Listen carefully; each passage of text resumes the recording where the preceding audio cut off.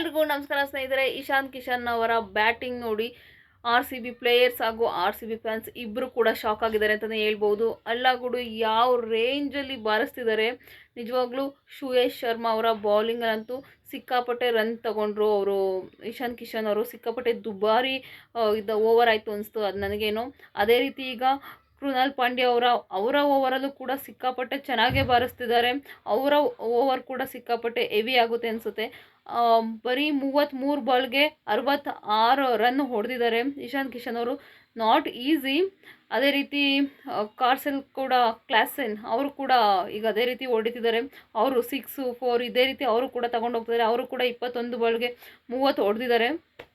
ತುಂಬ ಚೆನ್ನಾಗಿ ಆಡ್ತಿದ್ದಾರೆ. ಬಟ್ ಇಲ್ಲಿ ಸ್ವಲ್ಪ ಸ್ಟಾಪ್ ಮಾಡಬೇಕು. ಆದಷ್ಟು ಭುವನೇಶ್ವರ್ ಮತ್ತು ಡುಫಿ ತೊಗೊಂಡು ಬಂದು ಸ್ವಲ್ಪ ಅವರಿಬ್ಬರೂ ಕಂಟ್ರೋಲ್ ಮಾಡಬೇಕು ಅಂತಲೇ ಹೇಳ್ಬೋದು.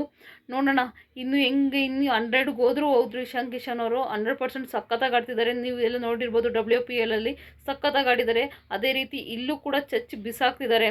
ನಮ್ಮ RCB ಫ್ಯಾನ್ಸ್ಗೆಲ್ಲ ಈಗ ಸ್ವಲ್ಪ ಸ್ವಲ್ಪ ಡವ್ ಅನ್ನೋಕ್ಕೆಲ್ಲ ಸ್ಟಾರ್ಟ್ ಆಗಿದೆ. ಸ್ವಲ್ಪ BP ಮೇಲೆ ಕೆಳಗೆ ಎಲ್ಲ ಆಗೋದಕ್ಕೆ ಸ್ಟಾರ್ಟ್ ಆಗಿದೆ.